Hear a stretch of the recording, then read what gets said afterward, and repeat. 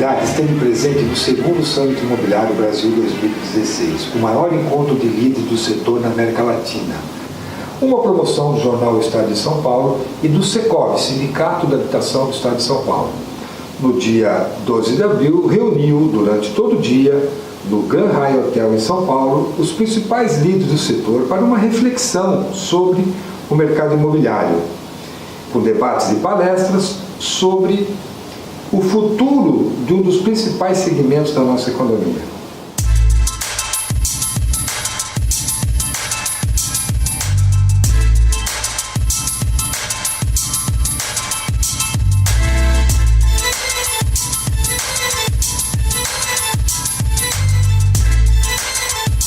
Entre meias verdades e jornalismo de verdade. Entre 500 mil pessoas, 1,5 milhão e um país inteiro. Mas o Brasil precisa saber mais. Mais uma vez, sejam muito bem-vindos. Meu nome é Ronaldo Garcia. Eu vou estar aqui com vocês durante todo o dia.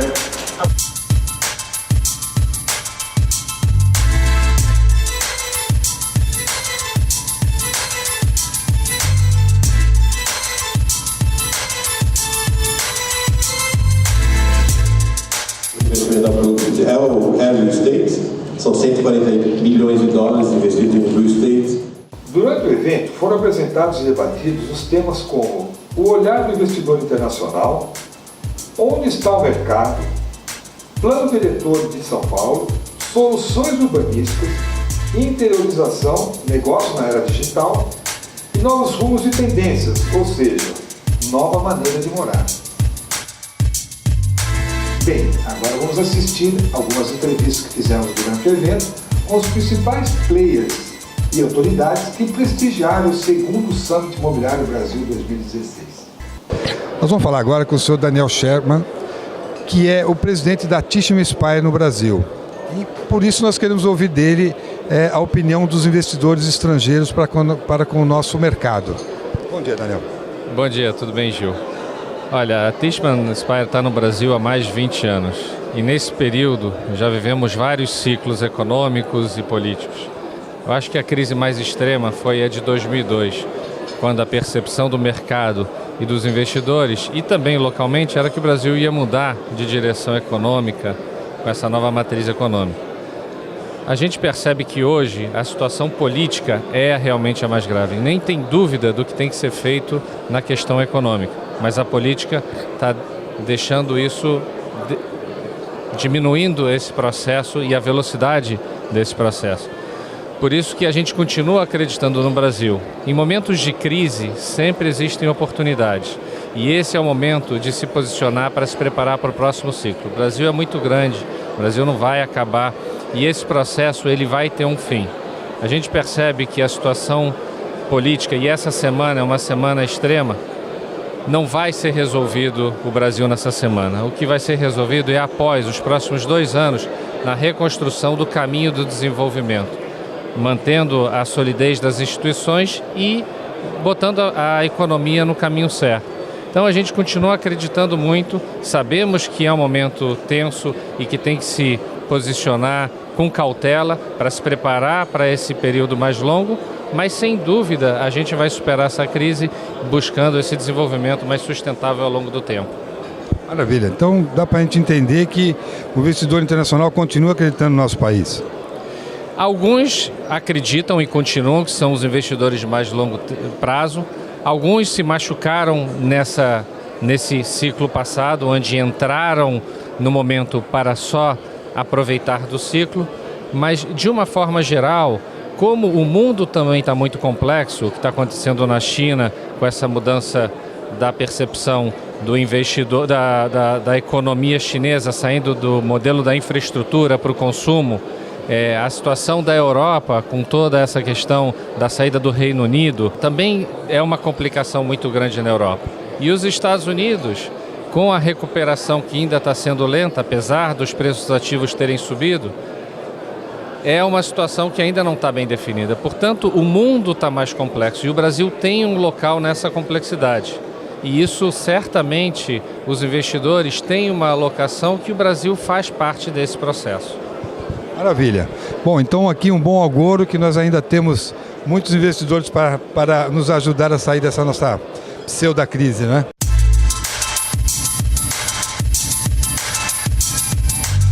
Bem, agora nós vamos conversar com o senhor Joaquim Ribeiro, presidente da FENACE, Federação Nacional dos Corretores de Imóveis. E vamos entender dele como é que o setor vem enfrentando esse momento econômico do país. Agora, o grande momento que nós estamos atravessando é um momento ímpar para o comprador. Por quê?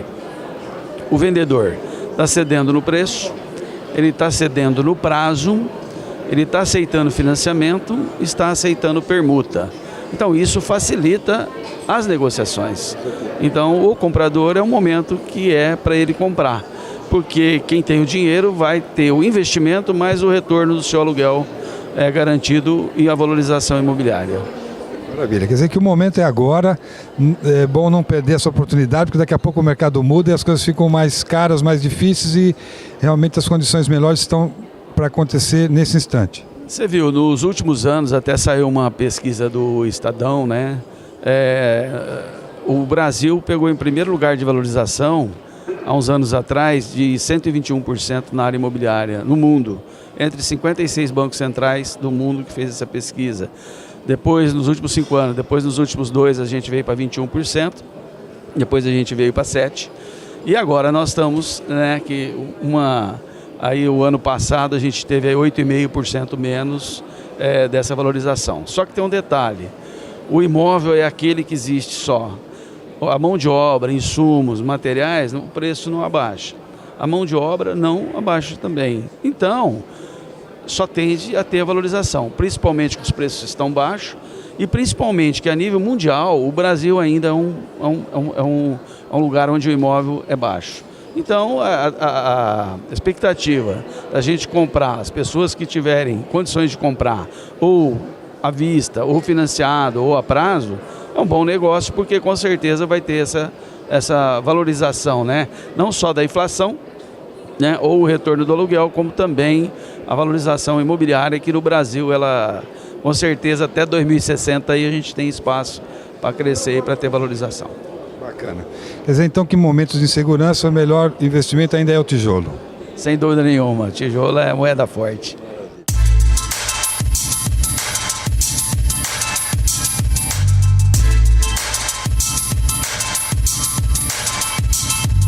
Muito bem, agora vamos conversar com o senhor Roberto Perrone, CEO da Brookfield Properties.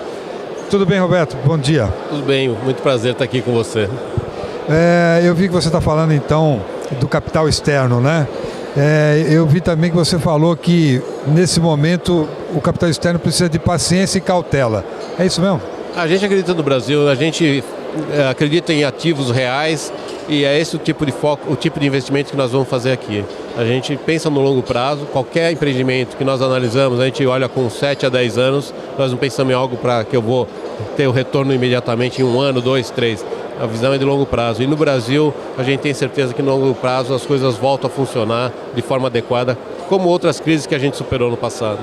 Maravilha. Tudo é cíclico, o vai e vem é constante, né? E já passamos por isso e não vai ser agora que a gente vai parar. Não é agora que a gente vai parar. É lógico que não é prazeroso para ninguém ver esses ciclos tão agudos, né? Poderia ser um ciclo menos dramático, de altos e baixos, mas a gente vive aqui, a gente aposta no país e temos a confiança dos nossos investidores externos também que vão trazer investimentos para o país, como a gente tem feito ultimamente. Maravilha. Muito obrigado, parabéns e mais sucesso para vocês aqui. Muito obrigado, foi um prazer estar aqui com vocês. Esse evento tem sido muito importante aí para o mercado imobiliário.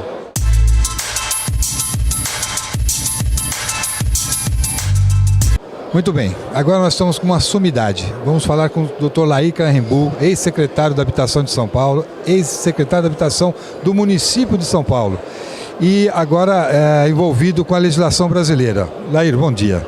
Bom, primeiro é um prazer muito grande falar com o meu querido amigo Gil, arquiteto brilhante, e está hoje contribuindo com esse programa. É um privilégio. O Graboab é estadual, Estado de São Paulo apenas. Existe um projeto que possa distribuir isso pela nação toda? Existe na questão do licenciamento, ou seja, o licenciamento, quando você faz o projeto e o licenciamento, você dá uma aprovação do projeto e uma licença já, sai junto a licença. Esse é o nosso desejo, que quando você tem a regra clara, você pode persegui-la, mesmo que leve um pouco mais de tempo para aprovar, mas no primeiro momento nós vamos ganhar muito em tranquilidade, na segurança jurídica dos negócios imobiliários. Muitos empreendimentos são aprovados, depois há um questionamento eventualmente pelo Ministério Público ou até de um órgão que não foi ouvido adequadamente. Então, quanto mais transparência a gente puder dar para o licenciamento, mais facilidade vai ter para o empresário, vai construir mais rápido, vai ficar mais barato. E quem vai pagar essa conta, na verdade, é o comprador, a pessoa que vai alugar, o que vai fazer o galpão.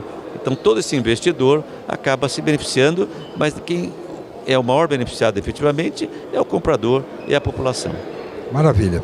Te agradeço imensamente. Parabéns aí pela sua atuação e vamos aguardá-lo aí para uma próxima novamente, né? Vai ser um prazer, Gil, e sempre é um privilégio estar com você, pode ter certeza. Muito obrigado.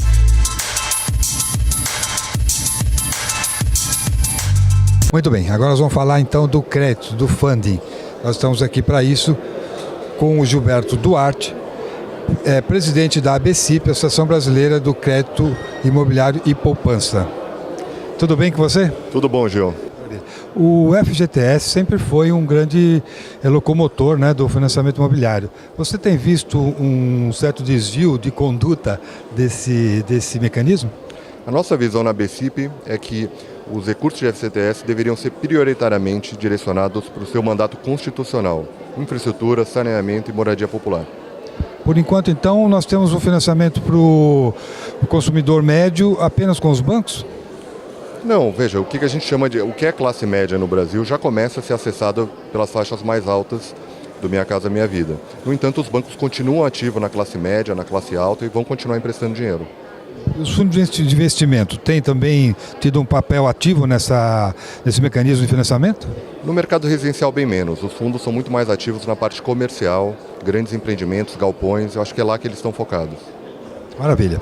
Te agradeço bastante. Sucesso aí na sua empreitada e vamos aguardar que a gente tenha um crédito mais farto aqui para que a gente consiga ter um mercado imobiliário mais pujante. Né? Estamos torcendo e vamos ser parceiros nisso. Obrigado. Maravilha. Muito obrigado, viu? Bem, dando prosseguimento então agora aqui na nossa cobertura do segundo Summit Imobiliário, diretamente do Hotel Hyatt em São Paulo, estamos simplesmente com um portentado da construção civil brasileira, o que realmente vem, essa locomotiva que vem realmente fazendo esse mercado crescer e ser essa pujança que é. Romeu Chap-Chap, boa tarde, Romeu. Muito obrigado, você me colocou numa posição assim que eu fico até preocupado com o que você vai perguntar. Não, eu só queria realmente uma análise sua da importância de um seminário como esse, principalmente pelo momento que o país vem atravessando. Olha, sem dúvida, eu até estava lembrando lá o Chico Mesquita, aí, o diretor do Estadão, os próprios diretores do Secov, o Flávio Amari, o novo presidente, que quase há 30 anos atrás nós fizemos um evento desse tipo, chamamos o primeiro Cobim. Foi em 1988, foi lá no Inhambi. E repetimos o segundo Cobim, eu até presidi aquele encontro do mercado imobiliário, imagina, no Inhambi, com salas, com discussão de todos os temas durante 2 dias. E até levei no último dia para discutir como resolver o problema do déficit habitacional brasileiro crescente. E foi lá o Collor, que era candidato à presidência da República, o Guilherme Afif, que era candidato à presidência da República, nós convidamos os outros candidatos, mas o Covas não pôde apresentar, e estava em São Paulo, por acaso, naquele dia, o ex-presidente Figueiredo, que eu consegui levá-lo lá para prestigiar esse evento no final. Portanto, um evento desse tipo me lembra aquele evento que nós fizemos durante 2 anos, o Cobim. É o Congresso da Indústria Imobiliária, que esse summit é uma necessidade de se repetir todo ano, fazendo com que o mercado imobiliário, independente do momento que ele está vivendo, pior ou melhor, e nós estamos vivendo um momento ruim, mas as pessoas saberem que não é tão ruim assim como parece, porque o ciclo E é um ciclo que nós estamos acostumados a acompanhar no mercado imobiliário, positivo e negativo. É um ciclo de 2, 3 anos bem, 1 ano, 2 anos ruim, mas mercado imobiliário, necessidade de ter a propriedade imobiliária, a casa é irreversível e é a única coisa que sobra. Maravilha. Você acha que, havendo alguma mudança agora, a partir de domingo, a gente consegue acelerar um pouco esse sofrimento, principalmente nesse nosso mercado? Eu não tenho dúvida. Fiz até 2 conferências internacionais no ano passado, falando nesse ciclo negativo, claro que não estava tão agudo como está agora, isso foi no meio do ano passado, mostrando que passado 1 ano, 2 anos, 3 anos de crise, o mercado volta, as pessoas que conseguiram sobreviver ou que trabalhar de uma maneira um pouquinho menos dependente de financiamentos imobiliários, iria voltar à normalidade e assim tem acontecido nos últimos 50 anos. Então, na minha visão, o que acontecer nesse fim de semana, vamos supor que haja um impeachment, não tenho dúvida nenhuma que o dinheiro volta a circular. Há muito dinheiro para circular, mas as pessoas estão aguardando, as notícias são ruins. E toda notícia ruim gera uma expectativa e o lado psicológico funciona maior ainda do que a necessidade de se fazer alguma coisa. E até por hipótese, se acontecesse, que eu acredito que não vai acontecer, que o impeachment não ocorra, até sobre esse aspecto não tem mais o que piorar, porque já piorou muito. Então eu diria que as pessoas percebem que vai ter que aguardar 2 anos para mudar esse sistema. Não é bom que as coisas continuem nesse marasmo, mas evidentemente com o impeachment, eu não tenho dúvida que, independente até de quem assumir, com as medidas que sejam tomadas, as pessoas estão ansiosas para terminar esse ciclo de perspectiva negativa. Maravilha, Romeu. Nada como falar com quem entende e tirar dele essa convicção de que realmente o Brasil não acabou, não vai acabar, muito pelo contrário. Temos muito por fazer ainda, não é, Romeu? Só para repetir, eu tenho 50 anos de mercado imobiliário, eu comecei em 1959, já peguei Revolução de 64, crise Collor, crise Itamar, crise Plano Real, E ele revolta. O mercado imobiliário é assim no mundo inteiro. É a única reserva de valores que subsiste. As pessoas precisam morar, precisam habitar, precisam ter lazer. E aí a crise é uma crise de governo, é uma crise passageira, é uma crise talvez até do excesso de produção, como qualquer produto sofre as contingências. Então nós estamos vivendo também um clima político ruim. É o clima político que agravou nós temos um déficit habitacional tão grande, tanta terra disponível, tanta vontade de se construir, de se fazer, apenas as pessoas resolveram adiar, aguardar essa briga política. E vai ser resolvido já proximamente. Se Deus quiser. Muito obrigado então, Romeu Chapchap, por essas palavras que vem realmente dar um pouco de alento num momento tão conturbado e complicado como o nosso hoje. Romeu, mais uma vez, muito obrigado. Obrigado a você e parabéns por essa iniciativa. Obrigado a você.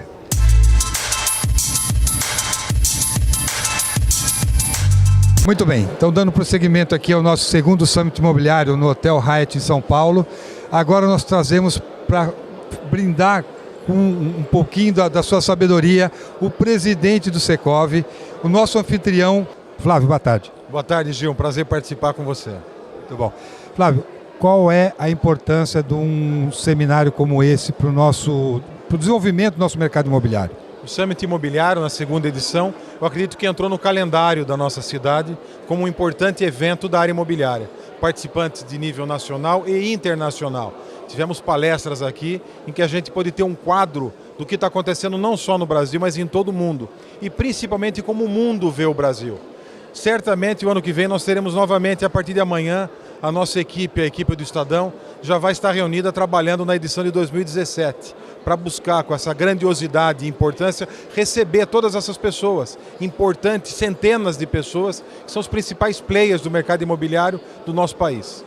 Muito bom. Eu sei que você é uma pessoa preocupada com o nosso momento, sei que está indo a Brasília logo mais também para poder participar aí e acompanhar principalmente o desenvolvimento do que está acontecendo lá, para que isso realmente traga efeitos positivos para o prosseguimento de todo do nosso mercado. De que maneira você acha que pode estar influindo junto os votantes lá que possam realmente mudar de vez esse país? A situação econômica do nosso país está insustentável e a solução dela passa pela solução da política. A gente precisa resolver, ou pelo menos encaminhar a nossa solução à crise política para que a economia volte a dar outros sinais. E cada cidadão deve fazer sua parte. Eu, enquanto cidadão brasileiro e também empresário e presidente do Secov, após ter feito uma sondagem com os nossos associados, ter conversado com toda a nossa diretoria, entendemos que a solução passa pelo impeachment da presidente. E vou fazer minha parte. Vou conversar, vou argumentar com os deputados que vão votar, principalmente os indecisos, e já também recebemos informações em reuniões que nós tivemos no Secov, com o senador Caiado, com o jurista Dr. Ives Gandra, que nos deram muitos argumentos jurídicos e técnicos para que a gente possa debater e tentar convencer. Enfim, eu acredito que cada um de nós, enquanto brasileiro, tem que fazer a sua parte e defender o que acredita que seja o melhor para o nosso país. Maravilha. Bom, são com atitudes como essa que a gente realmente vai poder modificar alguma coisa. De coragem, né? Atitudes de bom senso, e eu creio que realmente a sua presidência agora vai ter esse viés um pouco mais político para que realmente as pessoas também passem agora a participar um pouco mais, contribuir um pouco mais para o nosso desenvolvimento. Acho que cada momento exige um tipo de atitude. O momento em que a gente vive hoje exige esse comportamento nosso e essa nossa decisão, talvez política, mas nunca partidária. Nosso partido não é A, B ou C, nosso partido é o Brasil. A gente tem que pensar no nosso país e defender o que a gente acredita que é o melhor para a nossa sociedade. Maravilha, te agradeço imensamente, espero que você tenha sucesso lá então nessas cooptações aí, ou melhor, nesse empurrão que a gente precisa realmente dar nesses homens públicos, né? Para que a gente consiga mudar alguma coisa. Parabéns então e sucesso aí na sua presidência, que eu tenho certeza vai ser muito profícua. Muito obrigado, Gil, uma boa tarde. Boa tarde, obrigado.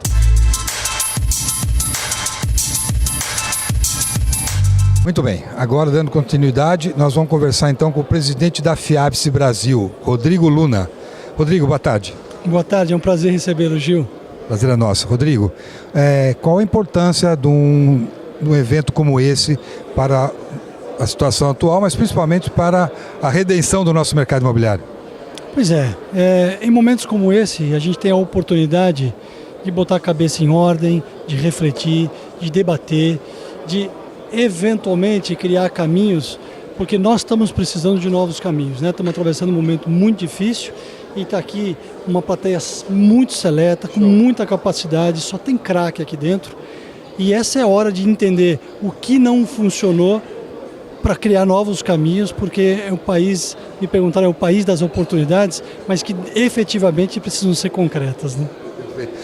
E o que você me diz desse voo de galinha que nós realmente acabamos tendo, né, já que a gente estava em ascensão aí e nesse momento pedalando um pouco até para ficar dentro de uma retórica atual, com relação ao desenvolvimento dos projetos mais econômicos, ou seja, o programa Minha Casa Minha Vida vai virar, está dando continuidade? Fala um pouquinho para a gente disso. O primeiro, infelizmente, é assim que aconteceu no Brasil mesmo. São voos, como você chamou de galinha, a cada pequeno período alguma coisa acontece de bem e depois já vem uma grande e profunda crise e o país demora anos e anos para se reerguer. O grande problema é que esses programas habitacionais são todos programas de governo. E assim como o programa de governo, o governo que está quer e o governo seguinte pode não querer e assim sucessivamente. O Minha Casa Minha Vida, que é hoje o programa, sem dúvida nenhuma, um dos programas mais importantes habitacionais do mundo, já mostrou o seu sucesso, já mostrou a sua força. Agora todo mundo me pergunta, ele vai continuar? Não sei, porque por trás disso tem desejo político, tem uma série de situações que a gente não tem controle. Então, a nossa linha de raciocínio, a nossa tese é que esses programas habitacionais, de uma forma coerente, bem estruturada, pensando na perenidade, se tornem programa de Estado, para que ele possa ter longevidade e não fique, como nós estamos falando, a cada momento 3, 4 anos de alegria e depois uma grande e profunda depressão. E com relação ao financiamento imobiliário, como você está vendo naturalmente por esse momento as linhas de crédito que a gente tenha disponível? É muito preocupante, né? E o motivo principal disso é que, como a habitação é um produto de longo prazo, ela precisa ter taxas adequadas ao produto imobiliário. E quando você fala de Selic a 14% ao ano, a 15% ao ano, quando você fala de inflações altíssimas, esse produto no longo prazo, ele não se sustenta. Então, enquanto o Brasil não fizer a sua lição de casa, não se reestruturar novamente, politicamente no primeiro momento e economicamente no segundo, o setor de fundo imobiliário sofre muito e a população, por consequência, porque diminui a capacidade de crédito e de ascensão à casa própria. Maravilha. Agradeço muito a sua participação. Como eu falei, é só craque mesmo. Opiniões aqui de muita importância para o nosso mercado. Sucesso para você, sucesso na nova presidência da FIABSE e que você consiga, então, dentro do seu segmento aí, ajudar bastante o nosso país para poder realmente trazer, ou melhor, levar o sonho da moradia para aquele que realmente precisa. Individualmente nós somos uma gota no oceano, mas coletivamente nós podemos fazer muita coisa. E é isso que talvez a cultura e a sociedade brasileira precisa aprender. Maravilha, muito obrigado. Obrigado, Gil.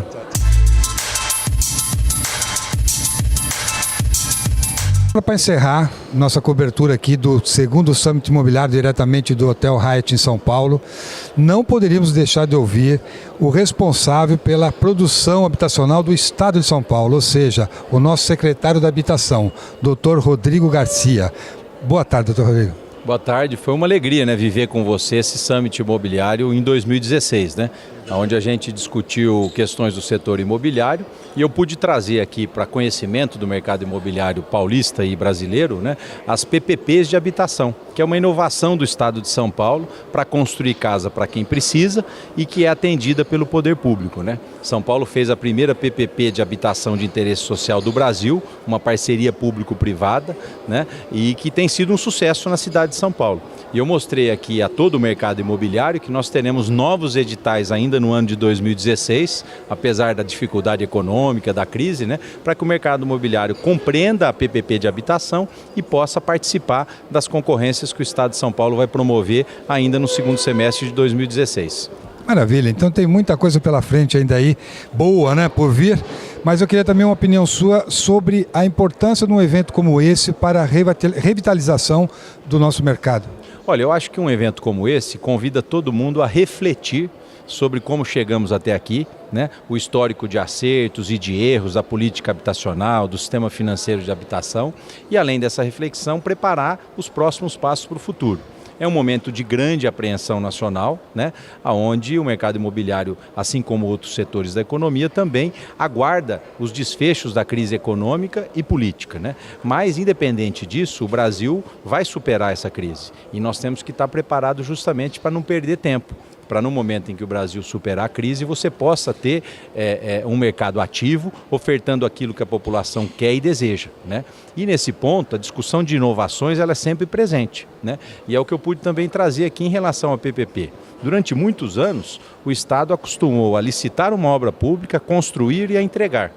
E de 2, 3 anos para cá é que nós conseguimos incluir a PPP para a produção de casa. Então não deixou de ser uma inovação. O primeiro edital não contou com a participação de empresas de São Paulo, por exemplo. Por quê? Porque eles temiam, né, o desenvolvimento de uma coisa que era nova. Uma empresa de Minas veio, ganhou a licitação e hoje está feliz com o contrato, ganhando o seu lucro justo e o Estado pagando aquilo que acha necessário. O que eu pude mostrar é que naturalmente tudo que é novo gera uma desconfiança, gera uma série de questionamentos, mas é importante o mercado compreender porque é através dessas inovações que nós vamos avançar. E o mercado imobiliário é inovador do ponto de vista privado e está passando agora a ser inovador do ponto de vista público, porque essa experiência aqui do Estado está sendo levada para outros estados do Brasil. Então eu também acho que a PPP de habitação de interesse social é um novo mercado para o mercado imobiliário brasileiro. Maravilha, ou seja, é o Estado fazendo o seu papel. Sem dúvida, né? Procurando trabalhar bem com o dinheiro público, né? Ofertando moradia para quem precisa e para quem não é atendido pelo mercado tradicional, né? Portanto precisa do subsídio, mas fazendo isso através de contratações tradicionais, como a própria CDHU sempre fez a vida toda, mas agora inovando com a parceria público-privada. As PPPs de habitação, além de construir a casa, nós daremos a manutenção durante 20 anos nesses empreendimentos e o apoio ao condomínio nesses empreendimentos. Muitas vezes as famílias de baixa renda que vão morar nesses empreendimentos não têm a tranquilidade de viver em condomínio, não conhece como isso funciona, né? Então um apoio condominial durante 20 anos, ou seja, é uma habitação de qualidade, de baixa renda, mas que a gente prevê tudo aquilo que se prevê hoje num condomínio de alto padrão em São Paulo, né? Então é uma inovação, eu pude mostrar isso ao Brasil aqui através do Summit, que tem credibilidade nessas discussões, promoveu painéis importantes aí nos setores da área imobiliária e fiquei feliz de poder participar. Que maravilha, foi fundamental essa sua participação, mas principalmente o que é interessante é a gente ver então o governo do estado fazendo o seu papel, né, de levar qualidade de vida para os mais necessitados. Sem dúvida, eu acho que a grande política social, aquilo que interfere mais na vida da pessoa não é a renda. A renda, muitas vezes, você vê a pessoa se virando aí, fazendo um bico, conseguindo ganhar um pouquinho aqui, um pouquinho lá. O que interfere na vida da pessoa é a habitação.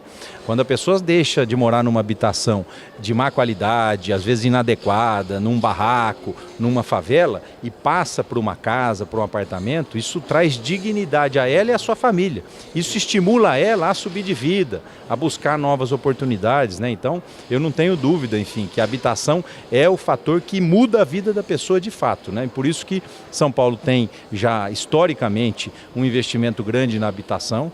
É o único estado no Brasil que investe 1% do que arrecada em ICMS em habitação. Isso fez com que o problema de déficit hoje não fosse maior em São Paulo, porque a CDHU já construiu mais de 500 mil casas, porque o Casa Paulista já contratou mais de 100 mil apartamentos, ou seja, não fosse esse investimento a situação era pior. Agora nós temos ainda um longo caminho pela frente, né? Pessoas que não têm casa e não têm condição de comprar. Então o Estado, através do subsídio, desse dinheiro que é público, que é arrecadado justamente para ser devolvido em benefício, né, tem essa participação importante da habitação. Maravilha. Isso é um governo sério, né, que está restrito nesse momento aqui ao Estado de São Paulo, mas oxalá tenhamos vocês aí depois para tomar conta desse Brasilzão e melhorar a vida dessas pessoas também.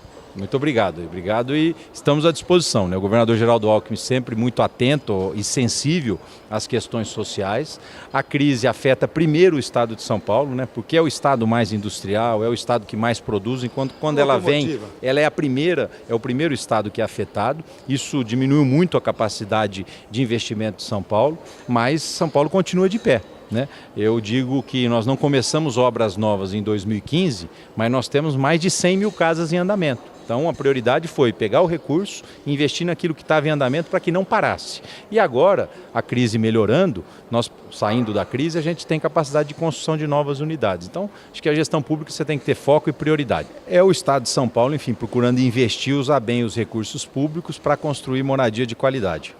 Maravilha. Muito obrigado pela sua participação aqui conosco.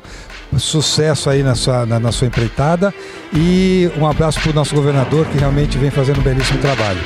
Maravilha. Muito obrigado, viu?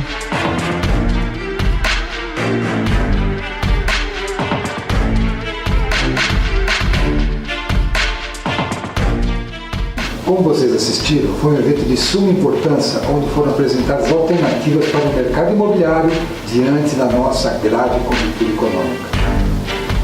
Um grande abraço a todos e até o próximo programa de Humanidade.